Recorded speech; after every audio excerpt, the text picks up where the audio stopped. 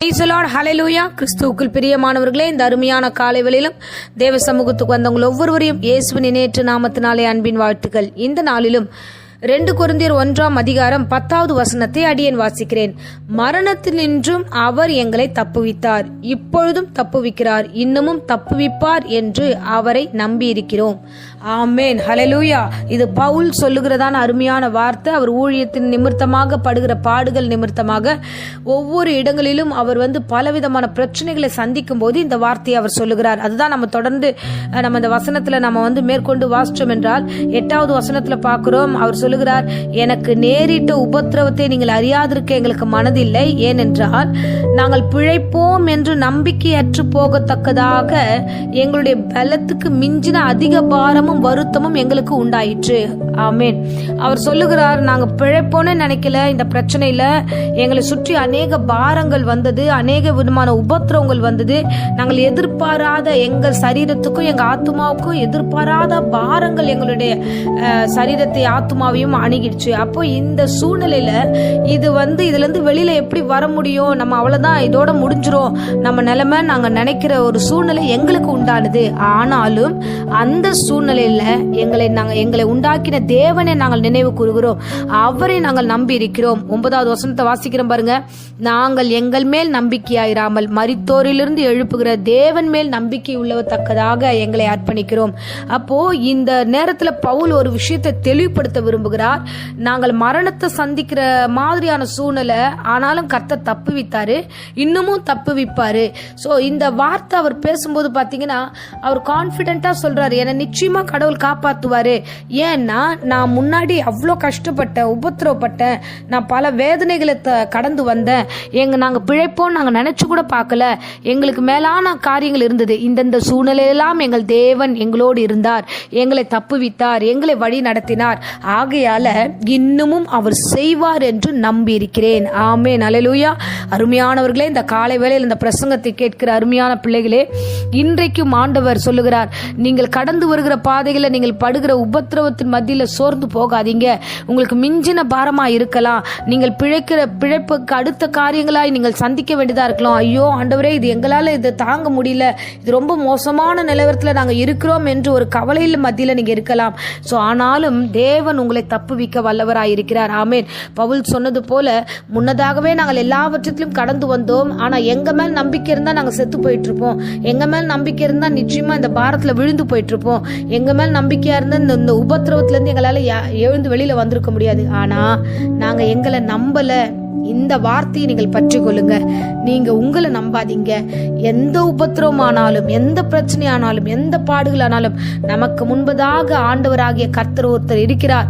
மரித்தோரிலிருந்து எழுப்புகிற தேவன் மேல் நம்பிக்கையா இருக்கத்தக்கதாக இந்த வார்த்தைகள் உங்களுக்கு சொல்லப்படுகிறது. தேவனானவர் இயேசுவை அந்த மரணத்திலிருந்து, அந்த மரண கண்ணியிலிருந்து, எல்லாவற்றிலிருந்து எழுப்பினது உண்மை என்றால், 3ஆம் நாள் உயிரோடு அவர் எழுந்து ஜெயித்தது உண்மை என்றால், நீங்களும் எல்லாவற்றிலும் இருந்து எழுந்து ஜெயிப்பீர்கள். கர்த்தர் உங்களை ஆசீர்வதிப்பார். ஆமென். இந்த போராட்டமான உங்களுடைய வாழ்க்கை நிலையில எதை கண்டும் பயப்படாதீங்க. பாருங்க, பழைய ஏற்பாட்டு காலத்துல தானியேல் 3ஆம் அதிகாரத்துல நம்ம பார்க்கிறோம், ஷாத்ராக், மேஷாக், ஆபேத்நேகோ 3 பேரையும் அவர்கள் எரிகிற அக்கினி ஜுவாலையில தூக்கி போடுகிறார்கள். சோ இந்த இடத்துல அவர்கள் மரிக்கத்தக்கதான ஒரு சூழ்நிலை உண்டா இருக்கிறது. அவர்களுக்கு எல்லாமே பாதகமா இருக்கிறது. அவங்களால அந்த ராஜ்யத்தை விட்டோ அந்த உபத்திரம் பாதையிலிருந்து வெளியில வர முடியாத ஒரு சூழ்நிலை. அந்த நேரத்திலையும் அவர்கள் 3 பேரும் சொல்லுகிற வார்த்தை தெரியுமா? நாங்கள் ஆராதிக்கிற எங்கள் தேவன் எங்களை தப்புவிக்க வல்லவராய் இருக்கிறார். அவர் எரிகிற அக்கினி சுளைக்கும் ராஜாவாகிய உம்முடைய கைக்கும் நீக்கலாக்கி விடுவிப்பார். அவர் விடுவிக்காமல் போனாலும் நாங்கள் உம்முடைய தேவர்களை ஆராதனை செய்ய மாட்டோம் என்று அவர்கள் தீர்மானமாய் சொன்னார்கள். அல்லேலூயா. அன்பு பிள்ளையே, அந்த வாலிபர்களுக்கு மத்தியில அந்த 3 பேரும் ஒரே மனதோட நாங்க ஆராதிக்கிற தேவன் எங்களை தப்புவிப்பார் அப்படின்ற ஒரு விசுவாச அந்த உறுதியை அங்க காண முடிஞ்சது. ஆமேன். மரண தருவாயில இருக்கும்போது அந்த வார்த்தை, நீங்களும் தேவ சமூகத்துல இருக்கீங்க, தெளிவா இருங்க, என் தேவன் உங்களை நடத்துவார். இந்த 3 பிள்ளைகளும் அவ்வளவு அழகாய் சொல்லுகிறார்கள், அவர் என்னை தப்புவிப்பார், தப்புவிப்பார், தப்புவிக்காமல் போனாலும் அவர் தான் எங்கள் தேவன் அப்படின்றதுல அவங்க மன தெளிவா இருந்ததுனாலதான் அவங்க அக்கினியில போடும் பொழுது 4ஆம் ஆளு கர்த்தராகிய தேவன் அங்கே உலாவினார். அவங்க 3 பேர் கட்டுண்டவர்களாக போட்டாங்க, 4வது தேவ ஆவியானவர் உலாவினார் என்று வேதத்துல வாசிக்கிறோம். ஆமென், அல்லேலூயா. இந்த காலை வேளையிலும் அருமையான சகோதர சகோதரிகளே, நீங்கள் கட்டப்பட்ட நிலையில இருக்கலாம், வியாதியோடு இருக்கலாம், பலவீனத்தோடு இருக்கலாம், பயத்தோடு இருக்கலாம், எதிர்கால பிரச்சனைகளோடு இருக்கலாம். ஆண்டவரே, இது எனக்கு மிஞ்சின வேலை ஆண்டவரே, நான் வேலை பலுவில் நான் விழுந்து சாகுற ஆண்டவரே, வேலைக்கு போனா அதிகமான பலுவா இருக்கிறது, என்னால் தாங்க முடியல என்று சோர்ந்து போன நிலைமையில இருக்கலாம். ஆனாலும் ஒன்றை நீங்கள் அறிந்து கொள்ளுங்க, உங்கள் தேவன் மீது நம்பிக்கையா இருங்க. மரித்தோலிருந்து எழுப்பின தேவன் உங்கள் மத்தியில இருக்கிறார். அவர் நிச்சயமாய் உங்களை தப்புவிப்பார். அப்பொழுதுதான் விசுவாசத்தோட பவுல் சொல்லுகிறார், அப்படிப்பட்ட தேவன் தான் மரணத்திலிருந்து அவர் எங்களை தப்புவித்தார். நாங்கள் எப்பொழுதோ பாவத்துல மரித்து போயிருக்க வேண்டியவங்க, எங்களை அந்த பாவ மரணத்திலிருந்து எங்களை மீட்டு ஜீவனை கொடுத்த தேவன் அவர், ரட்சிப்பை கொடுத்த தேவன் அவர் எங்களை ரட்சித்தார், என்னை தப்புவித்தார். இப்பொழுதும் தப்புவித்து கொண்டிருக்கிறார். நடக்கிற பிரச்சனைகள்ல நான் ஜீவனோடு இந்த பிரசங்கத்தை கேட்டுக்கொண்டிருக்கிறேன், இன்னமும் தப்புவிப்பார். அந்த நம்பிக்கை எனக்கு இருக்கிறது. ஆமேன். இந்த காலை வேளை இந்த நம்பிக்கை தான் உங்களை வாழ வைக்கும். உங்க மேல நம்பிக்கை வைக்காதீங்க, கர்த்தருடைய வசனத்து மேல நம்பிக்கை வைங்க.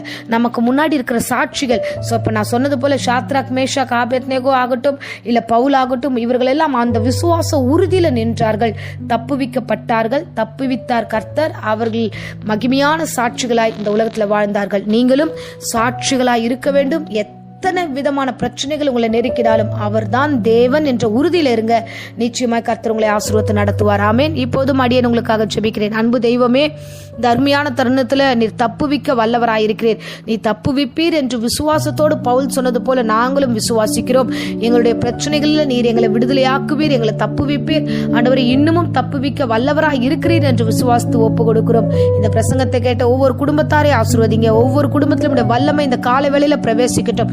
யாரெல்லாம் சோர்ந்து போய் மிஞ்சிய பாரம் ஆண்டவரே என்னால முடியல என்று விழுந்து கிடக்கிறார்களோ அவர்களுக்கு ஆண்டவரே நீ தட்டி கொடுத்து எழுப்பி, நான் உன்னை தப்புவிப்பேன் என்று வாக்கு கொடுக்கிறேன். நான் ஏந்துவேன், நான் சுமப்பேன், நான் உன்னை தப்புவிப்பேன் என்று நீர் பேசுகிற தேவன் உம்முடைய பிள்ளைகளோடு பேசி திடப்படுத்தும், வழிநடத்தும். வியாதியோடு யாராகிலும் இந்த வேளையில ஜபத்துல இருந்தா ஆண்டவரே, வியாதி, விக்கினங்கள், பலவீனங்கள், தலைவலி, எல்லா காரியங்களும் ஆண்டவரே நிர்மூலமாகட்டும், தழும்புகளாலே சுகம் உண்டாகட்டும். இயேசு நாமத்திலே ஜெபித்து ஆசீர்வாதத்தை ஒப்பு கொடுக்கிறேன் ஜீவனுள்ள நல்ல பிதாவே.